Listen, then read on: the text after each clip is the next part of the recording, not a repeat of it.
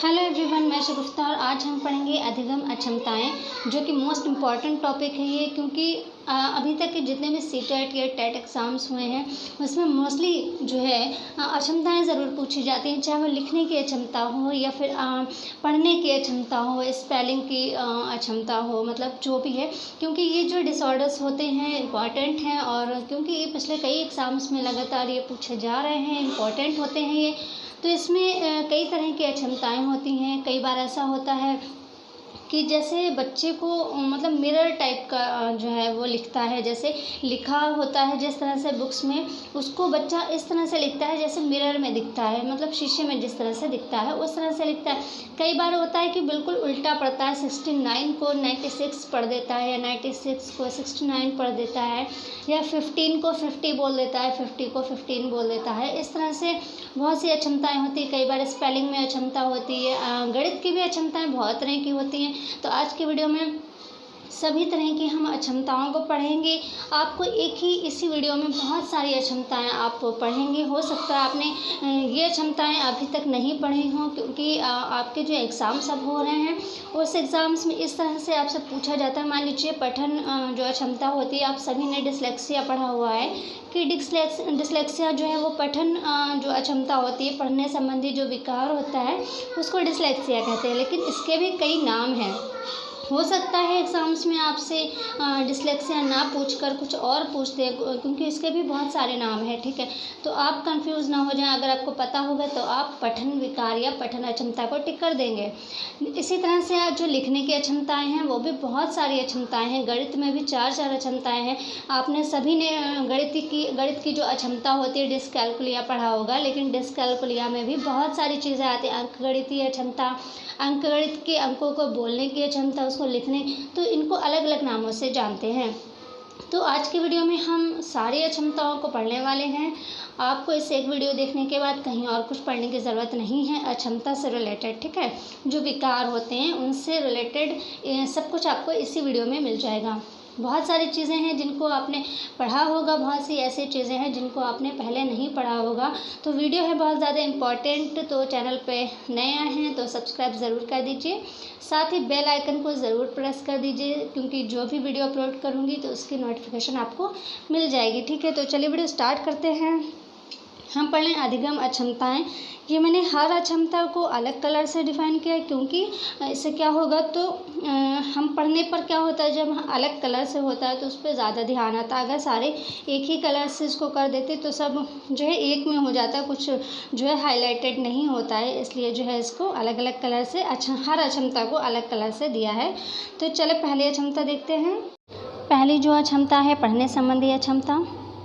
पढ़ने संबंधी अक्षमता, जो बच्चे को पढ़ने में अक्षमताएं होती हैं, जैसे कुछ लिखा है तो उसको पढ़ने में समस्या होती है, वो पढ़ नहीं सकता है। मतलब लिखा कुछ होता है, सपोज़ कीजिए भोजन लिखा है या पानी लिखा है या कुछ भी लिखा है, तो उसको वो चीज़ नहीं दिखती है, बिल्कुल समझ में नहीं आती, वो कुछ का कुछ पढ़ता है या पढ़ ही नहीं पाता है, तो उसको समस्या कहते हैं पठन की, ठीक है। पढ़ने में जो उसको समस्या होती है, अक्षमता है, पठन अक्षमता, उसको कहते हैं डिसलेक्सिया, उसको एलेक्सिया भी कहते हैं, उसको एलेकिया भी कहते हैं और उसको लेक्सिया भी कहते हैं।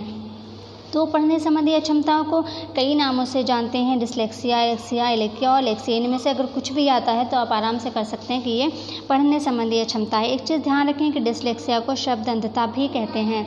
शब्द अंधता, अगर पूछते हैं कि डिसलेक्सिया का शाब्दिक अर्थ क्या है तो आप वहाँ पे शब्द अंधता कर दें। और डिसलेक्सिया को डिफ़िकल्ट स्पीच भी कई बार बोल देते हैं, डिफ़िकल्ट स्पीच या कठिन भाषा भी कह देते हैं। लेकिन अगर डिसलेक्सिया का शाब्दिक अर्थ पूछा जाता है तो वह है शब्द अंधता, ठीक है। शब्द अंधता कहते हैं डिसलेक्सिया को, क्योंकि ज़रूरी नहीं यहाँ पर यही पूछें कि अक्षमता के नाम ही पूछें, ऐसा नहीं है, कुछ भी पूछ सकते हैं अक्षमताओं से रिलेटेड। तो पढ़ने संबंधी अक्षमता को डिसलेक्सिया कहते हैं और इसको और भी कई नामों से जानते हैं। तो ये सभी नाम आप ज़रूर ध्यान रखें, क्योंकि आप जो है एग्ज़ाम्स जो हो रहे हैं उनमें ज़रूरी नहीं है कि वही पूछें जो एक चला आ रहा है पहले से, ऐसा नहीं है, उनको नए नए नामों से भी पूछते हैं अब। तो इसलिए आप सभी जितने भी नाम दिए हैं वो सभी नाम जो हैं आप ज़रूर ध्यान रखें, इतने बहुत ज़्यादा नहीं हैं। क्षमताएँ भी जो पूछी जाती हैं मतलब साइकोलॉजी में या सीडीपी में, मतलब तो उसमें बहुत ज़्यादा क्षमताएँ नहीं हैं। जो क्षमताएँ तो बहुत सारी हैं, पर वो बड़े लेवल पर पूछी जाती हैं। तो आपके लिए बस इतना काफ़ी है जितना आज की वीडियो में है। अगर आपने आज का वीडियो देख लिया तो आपको यहाँ से मतलब कहीं और फिर कोई क्षमता नहीं पढ़ना पड़ेगी। तो पढ़ने संबंधी क्षमता आप सभी याद रखें। डिस्लेक्सिया का शाब्दिक अर्थ पूछा जाता है तो शब्द अंधता आप लिख सकते हैं। ये वैसे जो है पढ़ने संबंधी क्षमता ये आसान है बहुत। मोस्टली जो है यहाँ पर डिस्लेक्सिया ही दिया जाता है या फिर एलेक्सिया दे सकते हैं, ठीक है। डिस्लेक्सिया या एलेक्सिया दे सकते हैं और बाकी ये दोनों भी आप देख लें। हो सकता है कि एलेक्सिया या एलेक्सिया लिखा हो तो आपको ये रहे कि हाँ ये पठन संबंधी है, ये कुछ और नहीं है, तो कन्फ्यूज़न नहीं होगा। इसलिए सभी ध्यान से देखें।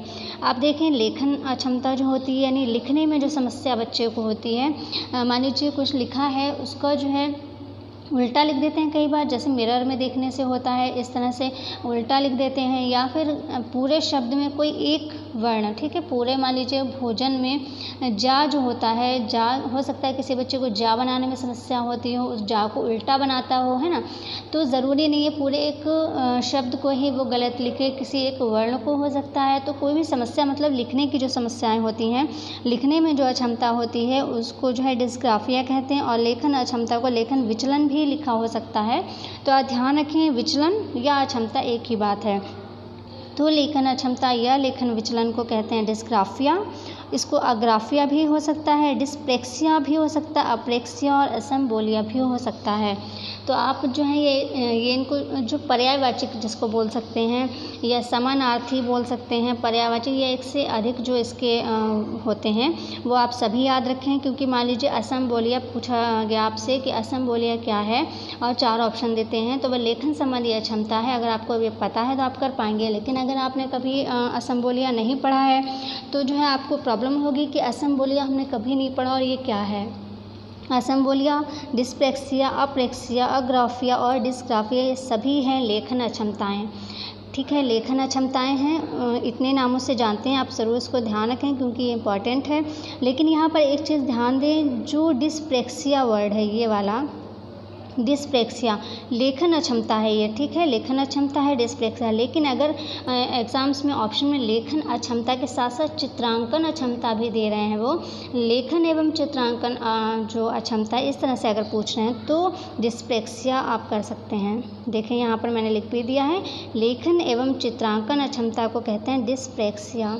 मतलब फिर आप डिस्ग्राफिया या अग्राफिया ये सब नहीं करेंगे, फिर आप करेंगे डिस्प्रेक्सिया। यहाँ पर देखें लिखा है, तो डिस्प्रेक्सिया कहते हैं लेखन एवं चित्रांकन का जो होता है, चित्रांकन का जो इंद्रियों में समस्या होती है, यानी हाथ की उंगलियों में जो समस्या होती है, उसी वजह से जो है लिखने में अक्षमता होती है और उसी वजह से चित्र बनाने में भी अक्षमता है। अगर वो वाली इंद्रिय मतलब जो समस्या है लिखने में, इंद्रिय समस्या जो आ रही है उसको कहते हैं डिस्प्रेक्सिया, और ये चित्रांकन में भी होती है। लेकिन अगर चित्रांकन नहीं दिया ऑप्शन में और लेखन अक्षमता दिया है और ये डिस्ग्राफिया और ये सभी भी नहीं दिए हैं और केवल डिस्प्रेक्सिया दिया है, तो आप डिस्प्रेक्सिया कर सकते हैं लेखन अक्षमता के लिए।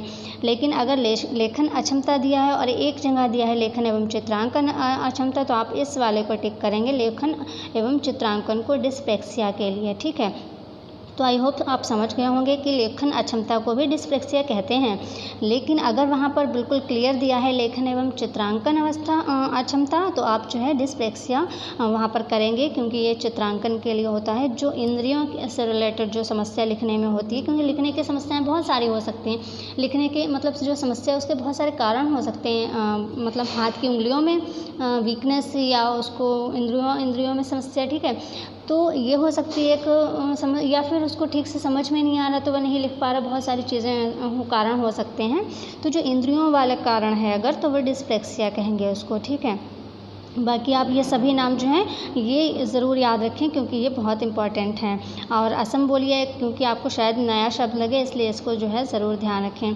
फिर देखिए गणितीय क्षमता 3 प्रकार की होती है। गणितीय क्षमता को क्या कहते हैं? डिस्कैल्कुलिया। हम सभी को पता है कि गणितीय क्षमता को डिस्कैल्कुलिया कहते हैं, लेकिन अगर वहाँ पे बिल्कुल अलग से पूछा गया है, क्योंकि गणितीय क्षमता भी 3 प्रकार की होती हैं। हो सकता है वहाँ पे गणितीय क्षमता हो लिखा हुआ, ठीक है, लेकिन उसको कौन सी गणितीय क्षमता अगर लिखा है तो आप वहाँ पे डिस्कैल्कुलिया नहीं करेंगे।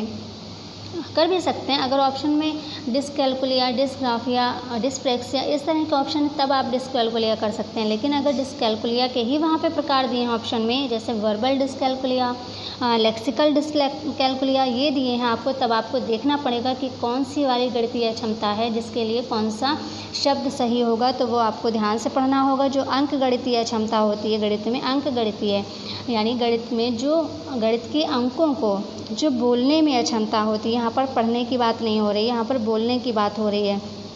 अंक गणित की अक्षमता या गणित के अंकों को ठीक से ना बोल पाने की जो अक्षमता होती है उसको वर्बल डिसकैल्कुलिया कहते हैं।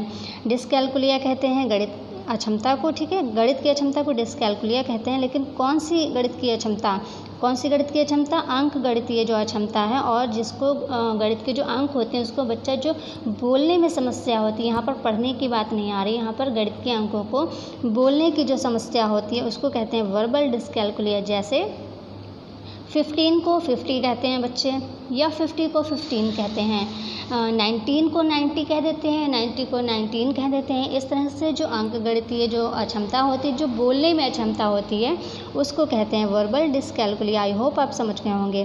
फिर गणित में जो लिखने की अक्षमता होती है उसको कहते हैं ग्राफिकल डिसकैल्कुलिया। ग्राफिकल डिसकैल्कुलिया, ग्राफिकल से मतलब होता है लिखना, और जो गणित में लिखने की अक्षमता है उसको कहेंगे ग्राफिकल डिसकैल्कुलिया, ठीक है।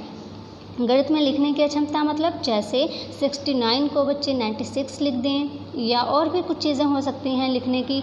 6 को उल्टा बनाते हों 9 बना देते हों, या 5 को उल्टा बना देते हों, ठीक है, 4 को उल्टा बना देते हों, ठीक है, या कुछ भी उल्टा बनाते हैं बच्चे। तो बहुत सारी समस्याएं हो सकती हैं। गणित में लिखने की जो अक्षमता होती है उसको कहते हैं ग्राफिकल डिसकैल्कुलिया, ठीक है। फिर गणित की अंकों या चिन्हों को पढ़ने या पहचानने की जो अक्षमता होती है उसको क्या कहते हैं? अब देखें, जब गणित के अंक या गणित के चिन्हों को जब बच्चा पहचान नहीं पाएगा तो वो पढ़ भी नहीं पाएगा, ठीक है, क्योंकि जब वो पहचानेगा तभी वो पढ़ेगा। मान लीजिए प्लस का साइन है, और वो जब उसको पहचानेगा कि हाँ ये प्लस का है, तभी तो वो बोलेगा भी और पढ़ेगा भी कि ये प्लस का है। लेकिन अगर उसको वो पहचान ही नहीं रहा है कि ये प्लस है या माइनस है, क्या है, वो पहचान नहीं पा रहा, तो वो ठीक से पढ़ भी नहीं पाएगा। तो जो गणित में पढ़ने की अक्षमता होती है, गणित के अंकों को या चिन्हों को जो पढ़ने की या पहचानने की अक्षमता होती है उसको कहते हैं लेक्सिकल डिसकैल्कुलिया। तो गणित की 3 अक्षमताएं हो गई, वर्बल डिसकैल्कुलिया, ग्राफिकल डिसकैल्कुलिया और लेक्सिकल डिसकैल्कुलिया। तीनों ही इम्पॉर्टेंट हैं, आप ज़रूर ध्यान रखें। और अगर पूछा जाता है कि गणितीय अक्षमता को क्या कहते हैं, मतलब इनके प्रकार नहीं पूछे जा रहे हैं, तब आप सिंपली कर सकते हैं डिसकैल्कुलिया, ठीक है। लेकिन अगर उसके प्रकार पूछे जा रहे हैं तो आपको ध्यान रखना होगा वर्बल, ग्राफिकल और लेक्सिकल 3 ये प्रकार हैं, तो आप इसको ध्यान से पढ़ें, इसको ध्यान रखें। मौखिक रूप से सीखने की अक्षमता को क्या कहते हैं? अफेजिया कहते हैं, और इसको डिस्फेजिया भी लिखा हो सकता है। अफेजिया या डिस्फेजिया एक ही बात है, आ भी लगा सकते हैं और डिस भी लगा सकते हैं। तो या तो आ लगा होगा या डिस लगा होगा, एक ही बात है। जो उपसर्ग होते हैं हिंदी में इस तरह से उपसर्ग की तरह होते हैं। मौखिक रूप से सीखने की जो अक्षमता होती है या तो अफेजिया कहेंगे, आ लगा होगा, या तो डिस लगा होगा, मतलब फेजिया कहते हैं। फेजिया देखें दोनों में है फेजिया, तो या तो आ लगा होगा या डिस लगा होगा। तो मौखिक रूप से सीखने की अक्षमता फेजिया या डिस्फेजिया। फिर देखें तनाव की गंभीर अवस्था को क्या कहते हैं? डिस्थीमिया कहते हैं। ये बहुत सिंपल है, आई होप सभी को पता होगा। तनाव की गंभीर अवस्था को डिस्थीमिया कहते हैं। नेक्स्ट है मनोविकार या मानसिक विकार। मनोविकार बहुत तरह के होते हैं, मनोविकार या मानसिक विकार बहुत तरह के होते हैं, बहुत प्रकार के होते हैं। लेकिन ऐसा मन का विकार जिसमें भ्रम होता है, ठीक है, ऐसा मन का विकार जिसमें भ्रम हो जाता है उसको क्या कहते हैं? उसको कहते हैं डिस्मोर्फिया, ठीक है। मनोविकार या मानसिक विकार जिसमें भ्रम हो जाता है उसको कहते हैं डिस्मोर्फिया। तो बहुत ही ऐसा नहीं है कि बस आपने रफली पढ़ लिया, आपको बहुत ध्यान से पढ़ना है। मनोविकार या मन का विकार आपने इतना कहकर छोड़ नहीं देना, बहुत ध्यान से आपको देखना है कि वहाँ पर भ्रम है या नहीं है। अगर एग्ज़ाम्स में पूछा जा रहा है मनोविकार या मानसिक विकार जिसमें भ्रम की स्थिति होती है, भ्रम का जो है होता है, उसको कहते हैं डिस्मोर्फिया। तो ध्यान रखें इसको। फिर है वाक अक्षमता, वाक मीन्स बोलना। अब बोलने की अक्षमताएँ कौन सी होती हैं? जैसे हकलाना, तुतलाना, इस तरह की जो अक्षमताएँ होती हैं। वाक अक्षमता, क्योंकि वाक मीन्स होता है बोलना, तो वाक अक्षमता यानी बोलने में जो समस्याएँ हैं, जैसे हकलाना, तुतलाना या बहुत सारी जो समस्याएँ बोलने में है, स्पष्ट नहीं बोल पा रहा है, तो ये बोलने की अक्षमताएँ होती हैं, उसको कहते हैं डिस्फेसिया या डिस्फेसिया भी लिखा होगा, ठीक है। तो मोस्टली डिस्फेसिया ही लिखा होता है। तो वाक अक्षमता को कहते हैं डिस्फेसिया। नेक्स्ट है वर्तनी संबंधी अक्षमता। वर्तनी संबंधी अक्षमता मतलब स्पेलिंग में जो गलती होती है बच्चे के लिखने में, जो स्पेलिंग में गलती होती है और जो होती रहती है, मतलब उसको एक समस्या है, ठीक है। एक गलती होना, वो गलती से गलती होती है, ठीक है, लेकिन एक उसकी समस्या हो कि वो हमेशा ही गलत स्पेलिंग लिखता है, कुछ एक समस्या हो उसकी, उसको कहते हैं अक्षमता। तो वर्तनी संबंधी अक्षमता यानी स्पेलिंग की जो अक्षमता है, डिसऑर्डर्स है, तो वो कहते हैं उसको डिसऑर्थोग्राफिया। आप देखें ग्राफिया में लिखना ही होता है, लिखना तो स्पेलिंग भी लिखने में आती है, तो वर्तनी संबंधी अक्षमता को कहते हैं डिसऑर्थोग्राफिया। फिर नेक्स्ट है कम उम्र में बूढ़ा दिखना, इसको कहते हैं प्रोजेरिया। कम उम्र में बूढ़ा दिखना, या तो जन्म से ही बच्चा इस तरह का मतलब जन्म होता है उसका कि वो बचपन में ही शिशु होता है तभी वो बूढ़े जैसा दिखता है, और ऐसे बच्चों की उम्र जो है मोस्टली ऐसा देखा गया कि 13 वर्ष से अधिक नहीं होती है। ऐसे बच्चों की उम्र 13 वर्ष से अधिक नहीं होती है, और हो भी सकती है, ये रेयर है, हो भी सकती है, बट मोस्टली ऐसा होता है कि ऐसे बच्चों की उम्र 13 वर्ष से अधिक नहीं होती है। और यहाँ पर सिर्फ ये पूछा जाएगा कम उम्र में बूढ़ा दिखने को क्या कहते हैं, तो इसको प्रोजेरिया कहते हैं। नेक्स्ट है श्रवण संबंधी अक्षमता। सुनने में जो प्रॉब्लम होती है बच्चों को, या तो बिल्कुल नहीं सुन सकते हैं, या स्पष्ट नहीं सुनते हैं, या फिर कुछ समस्या है सुनने में, ठीक है। तो श्रवण संबंधी जो अक्षमता है उसको कहते हैं ऑडिटरी प्रोसेसिंग डिसऑर्डर, ठीक है। श्रवण यानी सुनने संबंधी अक्षमता जो है, सुनने में जो प्रॉब्लम है बच्चे को, उसको कहते हैं ऑडिटरी प्रोसेसिंग डिसऑर्डर। इंपॉर्टेंट है, ध्यान रखें। फिर है दृश्य संबंधी अक्षमता, यानी देखने में जो अक्षमताएँ बच्चों को होती हैं, या तो बिल्कुल नहीं देख पा रहे हैं, या स्पष्ट नहीं देख पा रहे हैं, या उनकी आईसाइट वीक है, तो मतलब जो भी समस्याएं हैं देखने में, जो समस्या है आँख से रिलेटेड देखने की जो समस्याएं होती हैं, जो अक्षमता है उसको कहते हैं विजुअल परसेप्शन डिसऑर्डर। ये दोनों ही इम्पॉर्टेंट हैं, बट क्या है कि ये दोनों थोड़े बड़े लेवल के एग्ज़ाम्स में पूछे जाते हैं, तो हो सकता है आपके एग्ज़ाम्स में ये ना पूछे जाएँ, बट तो ही तो हैं, आप इसको ध्यान रखें, हो सकता है पूछ लें, क्योंकि आज के एग्ज़ाम्स की कोई गारंटी नहीं है वो किस लेवल पर पूछ रहे हैं। जियो में लेवल लिखा होता है कुछ, पर एग्ज़ाम्स में जब पेपर देखो वो कुछ का कुछ लेवल होता है। तो आप जो है ये दोनों भी इम्पॉर्टेंट हैं, तो इसको ज़रूर ध्यान रखें। श्रवण संबंधी अक्षमता ऑडिटरी प्रोसेसिंग डिसऑर्डर, और दृश्य संबंधी अक्षमता को कहते हैं विजुअल परसेप्शन डिसऑर्डर। तो ये दोनों भी इम्पॉर्टेंट हैं, इसको भी ज़रूर ध्यान रखें। तो आज की वीडियो में हमने जितनी भी अक्षमताएं थी उनको जितने भी नामों से जानते हैं सभी नाम आपको यहाँ पर दे दिए हैं, ताकि आपको अक्षमताओं से रिलेटेड और कहीं कुछ ना पढ़ना पड़े, क्योंकि कई बार ऐसा होता है हमें एक वर्ड के लिए बहुत सारे वीडियो देखने पड़ जाते हैं और वो चीज़ हमारी क्लियर नहीं हो पाती है इतने सारे वीडियो देखने के बाद भी, और समय बर्बाद होता है, टाइम बर्बाद होता है। इसलिए आपका जितने भी वर्ड यूज़ होते हैं अक्षमताओं से रिलेटेड सभी के सभी मैंने आपको इस वीडियो में दे दिए हैं, ताकि आप अक्षमताओं से रिलेटेड कहीं और आप टाइम बर्बाद ना करें। तो आज की वीडियो में इतना ही, और सभी अक्षमताएं आपकी ले ली हैं, जितनी भी अक्षमताएं एग्ज़ाम्स में पूछी जाती हैं CDP या मनोविज्ञान से रिलेटेड, साइकोलॉजी से रिलेटेड सभी अक्षमताएं आपकी ले ली हैं, आपके जो स्तर है एग्ज़ाम का उससे रिलेटेड। तो सभी बहुत इंपॉर्टेंट है, आप चाहें तो स्क्रीनशॉट्स ले लें इसका, चाहें तो वीडियो को पॉज करके आप नोट्स भी बना सकते हैं। बहुत बड़ा नहीं है, छोटा सा ही इतना ही है, ठीक है। तो आई होप आपको वीडियो अच्छा लगा हो, लाइक ज़रूर कर दीजिएगा, शेयर ज़रूर कर दीजिएगा। मिलते हैं नेक्स्ट वीडियो में, तब तक के लिए टेक केयर, बाय बाय।